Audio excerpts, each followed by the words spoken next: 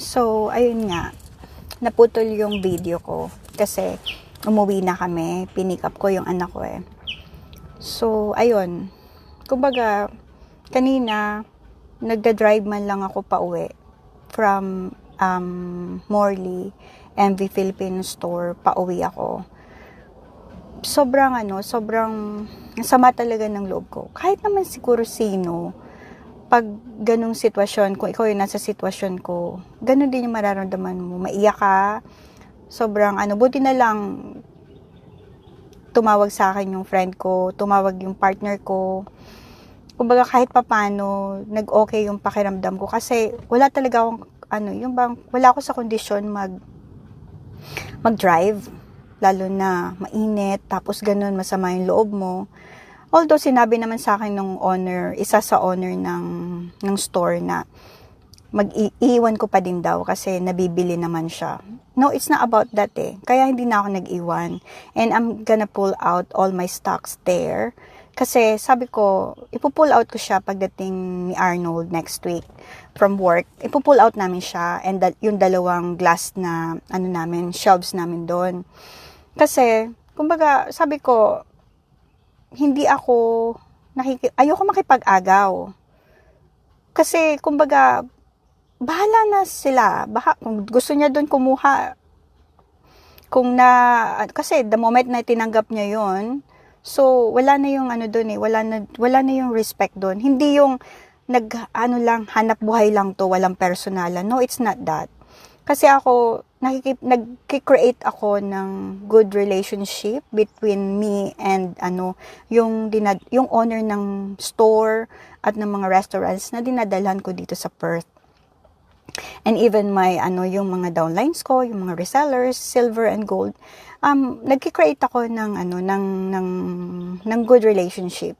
Meron man kaming hindi mapagkaunawaan sa ibang part na kung ano man. Pero, kumbaga, nagre-respect ako, especially yung sa mga stores, ganyan. Sobrang grateful ako. Kaya, inaalagaan ko yung, inaalagaan ko yung relationship namin. Kaya, kanina, yung ganun, tapos yung reply sa akin na, mag-iwan ka lang kasi nabibili naman siya. Hindi talaga ako nag-iwan kasi hindi naman ako ganun kadesperado. Yes, hanap buhay ko to. Ito talaga yung pagbi-business ko. Ito yung main na hanap buhay ko. Kaya yung lahat ng effort ko, lahat ng yung naramdaman ko kanina eh. Nag-ano sa akin kanina yung lahat na kumbaga nag-effort ako, minintain ko yung magandang samahan din namin, pero ganun lang din ako binitawan. Parang yung nakipag-break lang sa akin yung relationship, boyfriend, asawa, ganun, partner. Parang ganun, parang nawalan ako ng ganun yung feeling. Kasi kumbaga, nag-dedicate ako dito sa sa business na to, sa Luxling. Kumbaga, masaya ako sa ginagawa ko. Mag-deliver ako sa mga stores, mag-drive ako, o kaya samahan ako ng partner ko na si Arnold. Andun yun eh. Kumbaga,